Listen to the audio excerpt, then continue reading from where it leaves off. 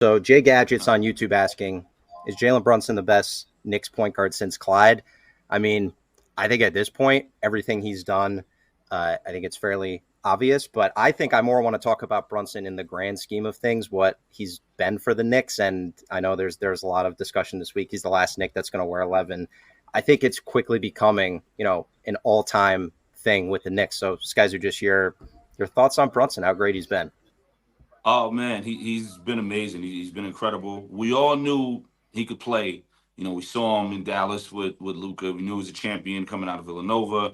We saw him drive the car when Luca went down in Dallas. But man, seeing this, no one saw this. I think maybe him and his dad saw this, and that was it. Like Mm-hmm. I don't think Mm-hmm. anybody saw this. And it's been a sight to behold. It's been amazing, and I love the way that he's answered the call with getting more assists. Me growing up, I'm a point guard guy, and I need my point guards 7 assists a night minimum. And he's answered that call ever since the trade. Ever since the RJ and Quick trade, he's scoring more points, but somehow he's also more assists. He's 7, 8, 9 assists, 10 assists, whatever it is a night ever since the trade, and it's been amazing. It just shows with him being able to control the offense, control the pace more, and do what he needs to do. Now he can really expand his game the way that we know he's capable of. And as far as what he's done for the Knicks, I mean, you got to have that conversation. You got to start having that conversation of one of the greatest Knicks ever. A lot of people may say it's a small sample size. He's only in year 2.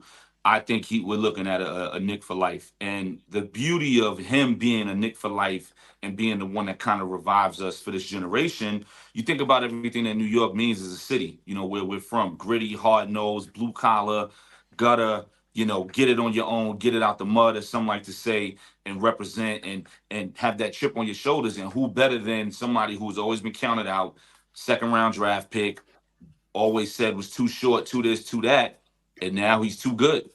So it really is a representation of the city. It really feels like he is becoming the logo of what New York City is. Forget basketball, but what New York City is as a whole, and what we represent, from the Timbs to whatever else it is. Like it seems like that type of representation from someone who's gritty, takes that charge every night, gets knocked on the floor, gets up, bounces up, ice grill on his face. It all makes sense. It really makes a lot of sense. And as New Yorkers, we're just excited and happy and proud that we got somebody who's really to be feared every night. Yeah, you know what? He's been all that, Skyzoo. I think you nailed it. And certainly he and his dad and his family, probably one of the few people who saw this coming. Probably Leon Rose and William Wesley, though, too, Right. saw this as a possibility, because give them credit.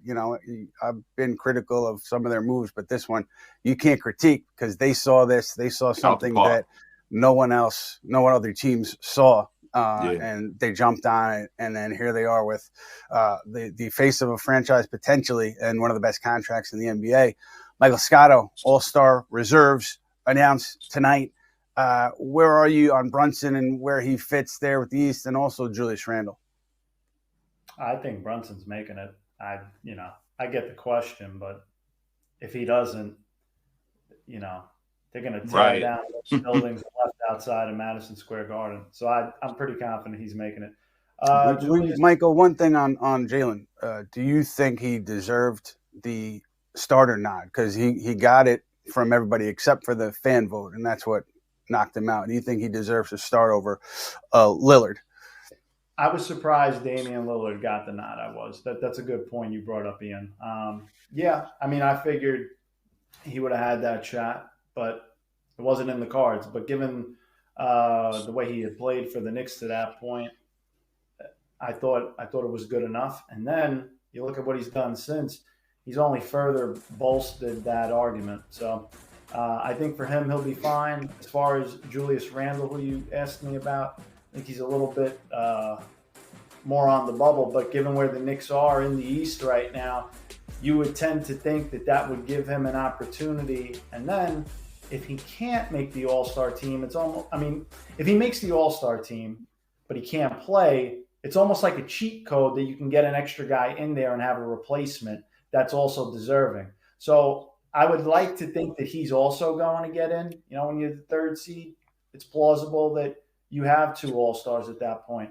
So even if he has to be replaced eventually by an injury replacement for the game, you get another guy that's deserving. And, the last thing the league wants are guys that get snubbed. So I think ultimately the Knicks get 2 All-Stars for this season in the game.